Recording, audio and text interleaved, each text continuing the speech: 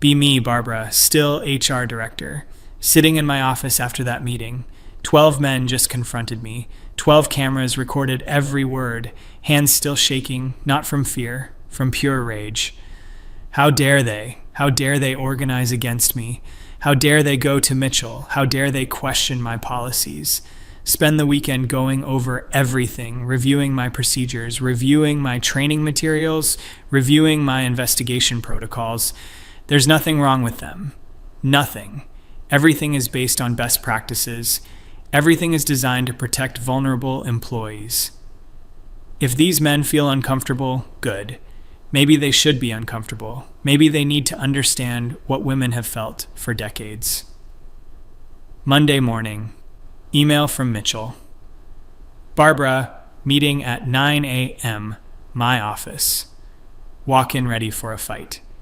He's sitting with Jennifer from legal. She has a stack of folders, my investigation files. Mitchell looks exhausted.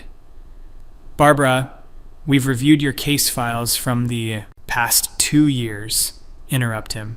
And you'll see that every investigation was thorough. And Jennifer interrupts me. Barbara, in 43 investigations, you found substantiated evidence in only 11 cases. That's a 26% substantiation rate. Feel defensive immediately. That doesn't mean the other cases didn't happen. It means there wasn't enough evidence. Harassment is notoriously difficult to prove. Mitchell leans forward. In 32 cases, the accused was still required to undergo additional training, counseling, or other corrective action despite no evidence of wrongdoing.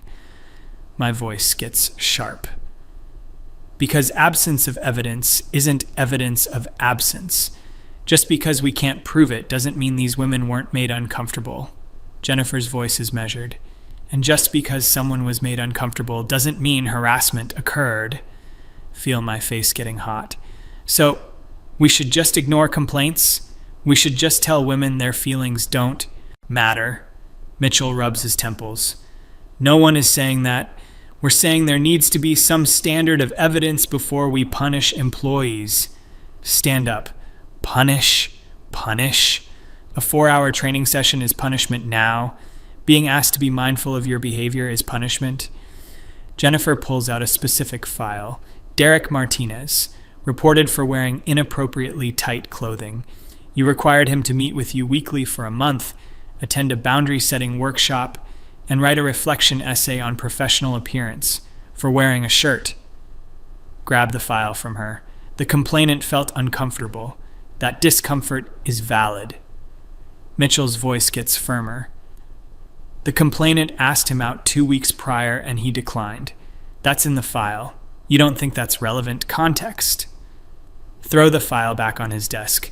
Victims don't have perfect motives. Victims can have complicated feelings. That doesn't invalidate their experience of discomfort. Jennifer pulls out another file. Marcus Williams, reported for helping without consent when he assisted a colleague carrying boxes. 2-week investigation, mandatory training on respecting boundaries. Wave my hand dismissively. He should have asked first. Consent matters in all interactions. Mitchell looks incredulous. Consent to help someone carry boxes? My voice gets louder. Yes. Consent for any physical proximity. Consent for any interaction that might make someone uncomfortable. This is basic respect. Jennifer continues. Tom Bradford. Reported for asking a colleague about her weekend. You investigated for 3 weeks.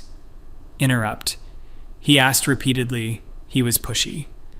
Jennifer reads from the file. Email records show one question sent Monday morning at 9:15 a.m. Hi, Jennifer. Hope you had a good weekend. No follow-up. No other communication. Investigation lasted 22 days. Slam my hand on Mitchell's desk. She felt harassed. Who are you to tell her she wasn't? Mitchell stands up. Barbara, you need to calm down. My voice is shaking with fury. I will not calm down. I have spent 3 years building a system that actually takes women seriously, actually listens to them, actually believes them, and now you're dismantling it because some men are uncomfortable? Jennifer's voice stays calm, which makes me angrier. We're not dismantling anything. We're implementing oversight. Going forward, all investigations will be reviewed by legal before any disciplinary or corrective action. Feel panic mixing with rage. You're undermining my authority. Mitchell sits back down. We're ensuring due process. My laugh is bitter. Due process. You mean protecting men from accountability? Jennifer closes the files. Barbara, in the past 2 years, you've opened 43 investigations. All 43 targeted men, 0 targeted women. Can you explain that disparity? Answer immediately. Women experience harassment at significantly higher rates. That's documented reality. Mitchell shakes his head. Or, your system encourages reports against men and discourages reports against women. Feel tears of rage forming. That is absolutely false. Jennifer pulls out another document. 3 employees attempted to file complaints about female colleagues. All 3 were told their complaints didn't meet the threshold for investigation. Grab the document. Scan it quickly. These complaints were trivial. Someone being bossy in a meeting. Someone excluding people from lunch plans. Someone giving harsh feedback. These aren't harassment. Mitchell's voice is hard. But looking the wrong way in the break room is. Throw the document back. Context matters. Power dynamics matter. Historical oppression matters. You can't just pretend men and women are in equivalent positions. Jennifer and Mitchell exchange a look. That look makes me furious. What? What? You think I'm being irrational? You think I'm being biased?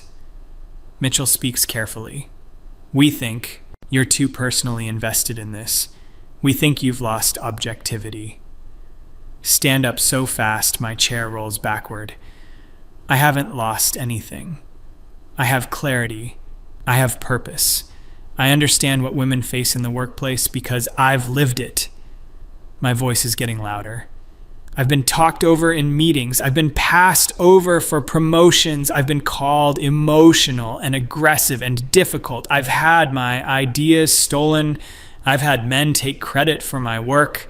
I've been subjected to comments about my appearance, my age, my attitude. So yes, I believe women. Yes, I take their complaints seriously, and I will not apologize for that. Silence in the room. Mitchell finally speaks. No one is asking you to apologize for believing women. We're asking you to also be fair to men. My laugh is harsh. Fair to men. Men have had fair for centuries. Men have had more than fair. Jennifer tries again. Barbara, these particular men in this particular workplace with these particular complaints, they deserve fair treatment, too. Point at her. They deserve to be held accountable. They deserve to think before they speak. They deserve to consider how their actions affect others.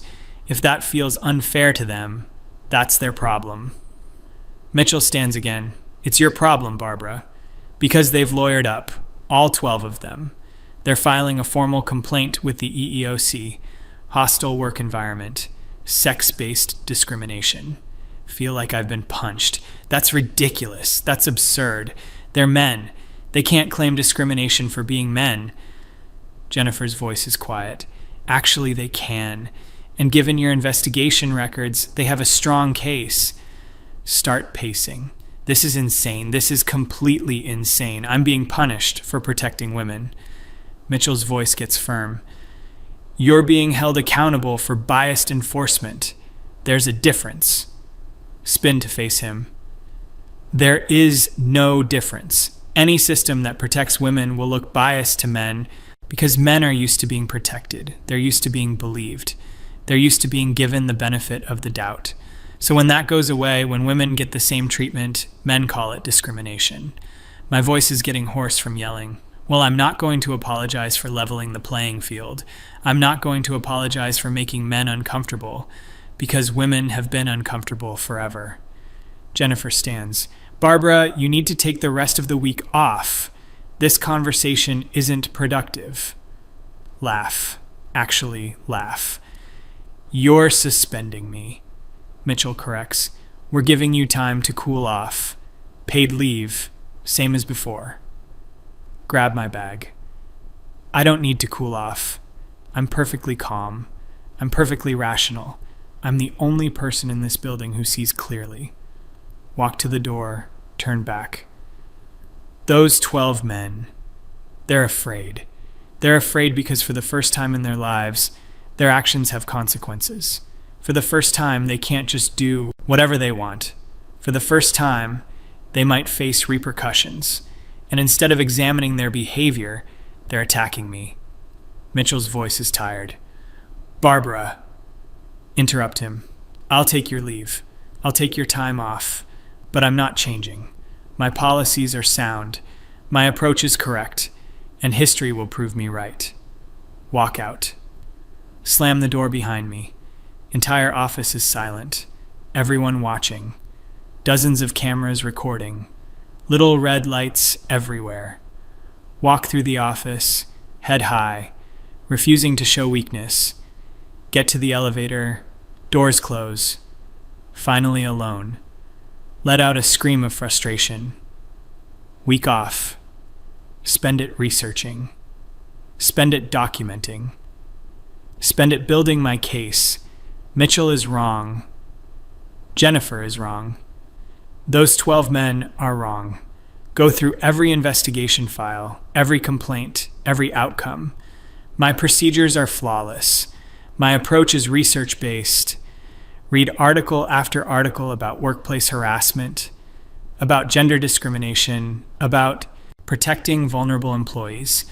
Everything I read confirms what I know. Women are harassed at higher rates. Women face more workplace discrimination. Women are less likely to report. Women are less likely to be believed. Write a detailed defense of my policies, 40 pages, cited sources, statistics, case law, proof that everything I've done is correct. Friday of my leave week, email it to Mitchell, Jennifer, and the entire executive team. Subject line, in defense of equity. Include a final paragraph. If protecting women from harassment is controversial, then I will remain controversial. If believing women is biased, then I will remain biased. If holding men accountable is discriminatory, then I will continue to discriminate. The alternative is returning to a workplace where women suffer in silence while men face no consequences. I refuse. Hit send. Feel powerful. Feel righteous. Feel certain. Monday morning, return to work. Email from Mitchell waiting. Barbara, please come to my office at 8 a.m. Walk in. He's there with Jennifer again. Also someone I don't recognize. Woman in a suit. Mitchell gestures to her. Barbara, this is Patricia Morrison from HR Consulting. She'll be conducting a review of our HR department procedures. Feel cold. A review? Patricia's voice is professional. A comprehensive audit of investigation procedures, complaint handling, and enforcement practices should take about 3 weeks. Look at Mitchell. You're auditing me. He meets my eyes. We're auditing the department. Standard practice when formal complaints are filed. Sit down heavily. The EEOC complaint. Jennifer nods. It was formally filed Friday. 12 complainants. Hostile work environment. Disparate treatment based on sex. Sex-based harassment. My voice is hollow. They're claiming I harassed them. Patricia pulls out a notebook. They're claiming your policies and practices created a hostile work environment specifically for male employees. Feel anger. Returning. That's absurd. Her voice stays neutral. That's what the investigation will determine, Mitchell adds. During the investigation, all pending HR cases are frozen. No new investigations will be opened without legal approval. All staff complaints will be directed to Patricia's team. Stand up. You're removing me from my job. Mitchell's voice is firm. You'll continue to handle benefits, payroll, onboarding, and general HR functions. Investigation and enforcement are temporarily reassigned. My voice breaks. This is retaliation. They filed a complaint and you immediately sided with them. Jennifer speaks. We're following protocol. Anytime an EEOC complaint is filed against an HR director, an independent review is standard. Look at Patricia. You've already decided. You're already on their side. Her expression doesn't change. I haven't decided anything. I'll be reviewing files, interviewing staff, and examining procedures. Both complainants and respondents will be heard. My laugh is bitter. Respondents. You mean me? I'm the respondent now. No one answers. Feel tears forming again. Refuse to let them fall. I was protecting people. I was doing my job. Mitchell's voice softens slightly. Then the investigation will show that. Walk to the door. Pause. Those men with their cameras, they planned this from the beginning. They coordinated. They strategized. They built a case against me. And you're rewarding them. Patricia speaks. Or they protected themselves from what they perceived as unjust treatment. The investigation will determine which. Leave without responding. Walk to my office. Close the door. Sit in the dark. Everything I built, everything I worked for, being torn apart. Week 1 of the investigation. Patricia interviews employees, calls people into conference rooms, takes notes. I see Derek go in, Marcus, Kyle, Ryan, all 12 of them. Each meeting lasts over an hour. They're telling their stories, building their case, destroying mine. She also interviews women, Sarah, Jennifer, Michelle, Rebecca. Expect them to defend me. Expect them to explain how my policies helped them. But their meetings are short. 30 minutes, 20 minutes. They leave looking uncomfortable. Week 2. Patricia requests all my files. Every investigation, every complaint, every email, every note. Hand them over. Watch her team carry boxes of files away. My work, my documentation, my proof. Being examined, being judged, being questioned. Walk through the office, cameras everywhere still.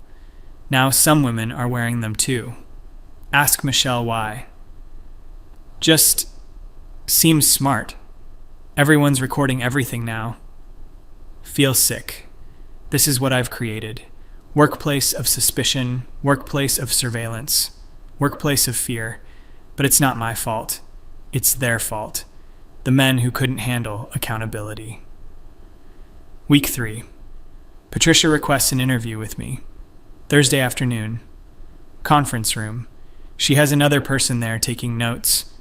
Sits across from me. Professional, neutral, terrifying. Barbara, thank you for meeting with me. Nod. Don't trust my voice. I've reviewed 43 investigation files from the past 2 years. I'd like to ask you about your methodology. Sit up straighter. My methodology is based on trauma-informed practices. Believing victims. Centering their experiences. Removing barriers to reporting. She makes a note. In how many of those investigations did you interview witnesses?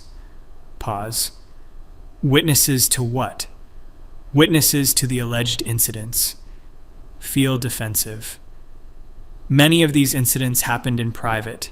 That's the nature of harassment. Her voice stays neutral. In cases where the incident occurred in a public space, break rooms, hallways, meetings, did you interview others who were present? Think back. In some cases, she flips through her notes. I found witness interviews in 7 of 43 cases. Can you explain why the other 36 didn't include witness statements? My voice gets sharp.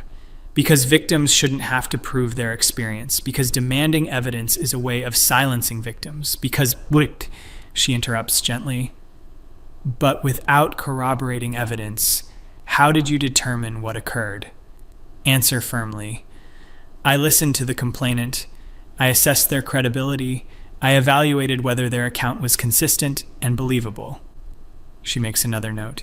And did you apply the same process to the accused's statement? Pause. What do you mean? Did you assess their credibility? Evaluate whether their account was consistent and believable? Feel trapped. The power dynamic is different. Accused parties have incentive to lie. Victims have no incentive to lie. Patricia looks up. No incentive at all? Think of Derek's case. The woman who asked him out. Push it away. False accusations are extremely rare. She flips to a specific file. Derek Martinez's case. The complaint alleged inappropriate dress. Mr. Martinez provided evidence that the complainant had asked him on a date 2 weeks prior, and he declined.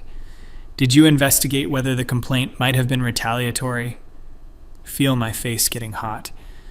Victims can have complicated feelings about their harassers. Sometimes attraction and discomfort coexist. Patricia's voice is patient. But Mr. Martinez wasn't the one who expressed attraction. The complainant was, and he rejected her. And then she filed a complaint. Did you consider that sequence of events? Stand up. I considered that a woman felt uncomfortable and reported it. That's what matters. She remains seated. What about what Mr. Martinez felt? Does that matter? My voice gets loud. Mr. Martinez is a man in a male-dominated industry. He has structural power that... She interrupts again. Mr. Martinez is an accountant. His complainant was his supervisor. She had positional power over him. Did you consider that? Freeze. Sit back down slowly. That was in the file? Patricia nods. It was. She's a senior accountant. He's junior. She completes his performance reviews. Did you not review the organizational chart? Feel sick. The complaint didn't mention their reporting relationship. Her voice is gentle but firm. Shouldn't you have checked? No answer. She continues. Let's talk about Marcus Williams, reported for helping without consent. Did you interview the person he helped? Try to remember. I believe so. Patricia reads from her notes. According to my interview with Susan Kim, she never filed a complaint. Someone else saw Mr. Williams helping her and filed a third-party complaint. When you interviewed Ms. Kim, what did she say? My voice is small. I didn't interview her. Silence. You didn't interview the alleged victim? Defensive again. Third-party complaints are valid. Witnesses can report concerning behavior even if the victim is too afraid to come forward. Patricia makes a note. When I interviewed Ms. Kim, she said Mr. Williams helped her carry boxes because she'd just had wrist surgery. She said she appreciated the help. She said she had no idea anyone filed a complaint about it. She was horrified that Mr. Williams was investigated. Put my head in my hands. She might not recognize that his behavior was inappropriate. Victims often minimize. Patricia's voice gets firmer. Barbara, she's not a victim. She was recovering from surgery. A colleague helped her. That's not harassment. That's kindness. Look up. But someone felt it was inappropriate. Someone who wasn't involved. Someone who made an assumption. And you investigated for 2 weeks without ever confirming with the actual person being helped whether she felt violated. Tears falling now. I was trying to be thorough. Patricia closes that file, opens another. Tom Bradford, reported for repeatedly asking about a colleague's weekend. You investigated for 3 weeks. Email records show one message. 1. Hi, Jennifer. Hope you had a good weekend. Why did the investigation take 3 weeks for one email? Wipe my eyes. Jennifer felt harassed. She said he was pushy and made her uncomfortable. Patricia reads, Jennifer told me in her interview that she barely remembered the incident. She said she was having a bad day and maybe overreacted. She said she felt pressured by her friends to report it. She said she felt terrible that Tom missed a promotion cycle because of her complaint. Voice breaking. She's minimizing now. That's common. Victims often... Patricia closes the file. Barbara, at what point does someone stop being a victim and start being a person who made a mistake? At what point do we acknowledge that maybe a complaint was unfounded? Sob. Actually, sob. Never. We never do that. Because the moment we start questioning victims, we silence all of them. Patricia's voice is sad. And the moment we stop questioning anything, we harm innocent people. Can't respond. She continues. Interviewed all 12 complainants. I also interviewed 15 other male employees and 12 female employees. Would you like to know what I found? Shake my head. She tells me anyway. Every man I spoke to described fear. Fear of being alone with female colleagues. Fear of making small talk. Fear of being friendly. Fear that any interaction could be misinterpreted and reported. Several described anxiety. 2 described panic attacks. 1 started taking medication. Another is in therapy. Whisper. They're exaggerating. Patricia continues. The women I spoke to had mixed feelings. Some appreciated the increased awareness around harassment. Some felt the policies were helpful, but several said the office felt tense, uncomfortable, divided. A few said they felt guilty, like their male colleagues were afraid of them. Look up. Afraid of them. Afraid of being reported by them. Several women said they'd tried to maintain friendships with male colleagues, but the men were distant, formal, cold. They said it felt lonely. My voice is bitter. Welcome to what women have always felt.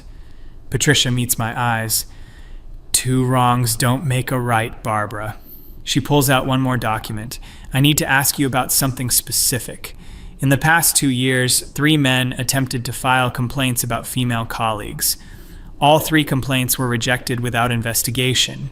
Can you explain your reasoning? Try to remember the cases. They were trivial. They didn't meet the threshold, she reads.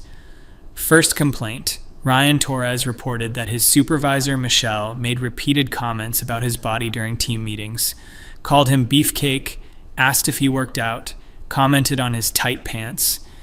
He said it made him uncomfortable and he asked her to stop. She continued, You rejected this complaint as not meeting the definition of harassment. Defend immediately. It was clearly joking. It wasn't sexual in nature. Patricia looks at me. If a male supervisor repeatedly commented on his female subordinate's body and clothing, would that be harassment? Pause. Yes. But what? My voice is quiet. It's different. She continues. Second complaint. James Park reported that during a performance review, his supervisor touched his shoulder and arm multiple times despite him moving away. She commented that he seemed tense and offered to help him relax. He felt uncomfortable. You rejected the complaint saying friendly touching is normal workplace behavior. Interrupt. She was being supportive. Patricia's voice is sharp now. If a male supervisor touched his female subordinate's arm and shoulder during a private performance review and offered to help her relax, would that be harassment? Can't answer. She reads the third. Cameron Lee reported that a colleague showed him sexually explicit images on her phone and made comments about his dating life. Asked if he was getting any, commented on his bedroom skills. You rejected this complaint, saying it was adult conversation between colleagues. Feel defensive. She was treating him as an equal, not infantilizing him. Patricia closes the document. Barbara, do you see the double standard? Stand up, voice shaking. There is no double standard. Men and women exist in different contexts. Historical oppression creates different power dynamics. You can't just ignore centuries of patriarchy and pretend. She interrupts. I'm not talking about society. I'm talking about these specific people in these specific situations. These men were uncomfortable. They reported it. They were dismissed. How is that equitable? Pacing now. Because men don't face the same systemic harassment that women do. Individual instances of discomfort aren't equivalent to structural oppression. Patricia stands too. So individual men deserve to be uncomfortable because other men historically created systems of oppression? Spin to face her. Yes. They need to understand. They need to experience what it feels like to be powerless. Silence. Realize what I just said. Her voice is quiet. You're not trying to prevent harassment. You're trying to punish men for being men. Tears streaming down my face now. No, no. I'm trying to protect women. I'm trying to create equity. I'm trying to... She picks up her files. You're creating a hostile work environment for men based on their sex. That's the definition of discrimination. Slump back into my chair. That's not what I meant. That's not what I'm doing. Patricia walks to the door, turns back. My investigation is complete. I'll submit my report to the executive team tomorrow. You'll receive a copy. I recommend you have an attorney review it with you. She leaves. I sit alone in the conference room, cameras in the corners, red lights blinking, recording everything. Friday morning, email from Mitchell. Barbara, please come to my office at 10 a.m. Bring your employee handbook.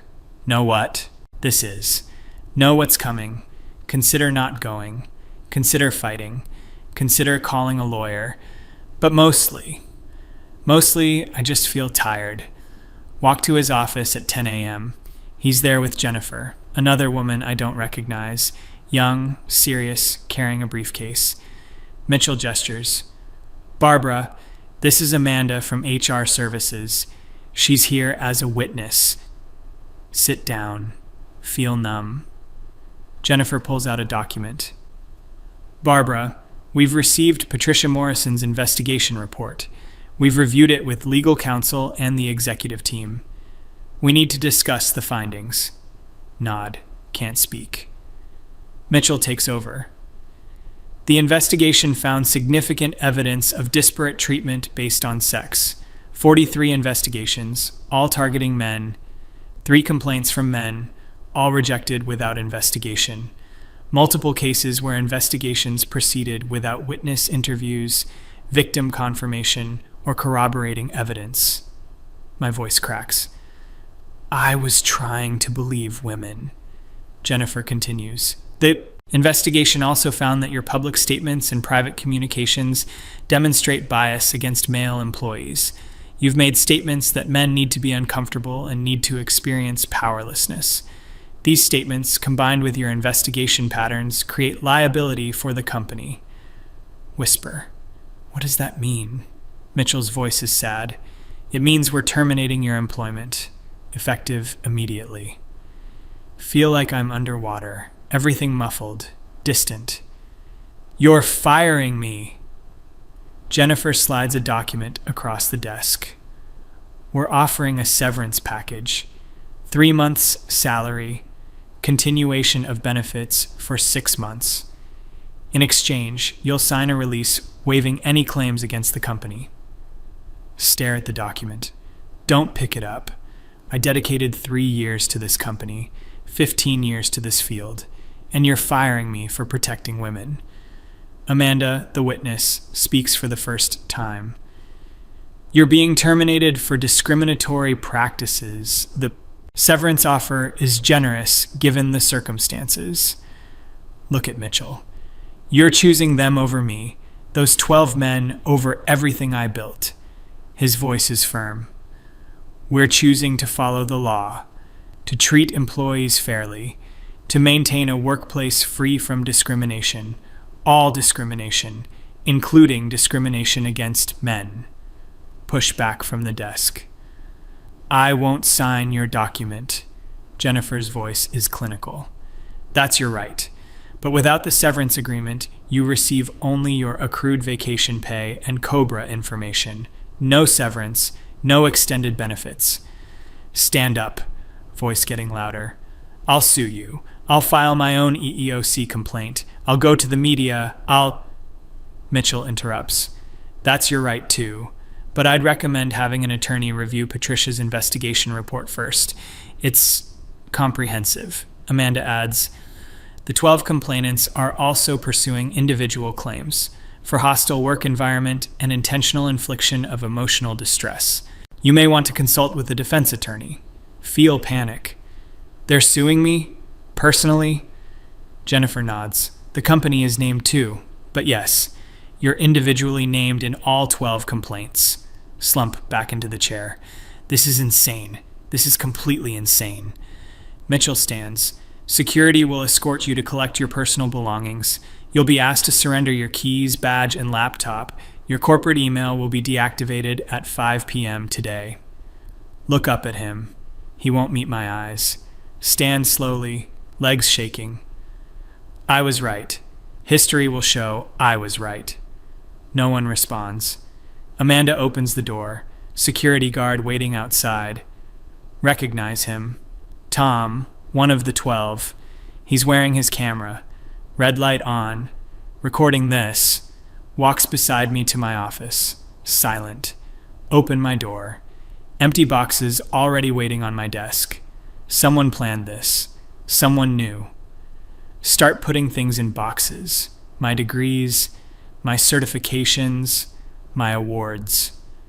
My framed photo from the Women in Leadership conference. Tom stands in the doorway, watching, recording, finally speak. You happy now? You destroyed my career? His voice is quiet. You destroyed mine first. I helped rebuild it by reporting what you did. Spin to face him. I never... He interrupts. You investigated me for asking about someone's weekend. I missed a promotion. I lost a raise. I spent 3 weeks thinking I was a predator for making small talk. I developed anxiety. I started therapy. So no, Barbara, I'm not happy, but I am relieved. Finally. Turn back to my boxes. Finish packing in silence. Pick them up. Tom gestures to the elevator. Walk through the office one last time. Everyone watching, everyone with cameras. Derek at his desk. Marcus in a meeting room. Kyle by the coffee machine. Ryan in his office. All of them. All recording. All watching me leave. Get to the elevator. Doors open. Step in. Turn around. See the entire office. Dozens of cameras. Dozens of red lights. All pointed at me. Doors close. Stand. Alone in the elevator. Boxes in my arms. Career in ruins. Everything I built. Destroyed. But I'm not wrong. I'm not wrong.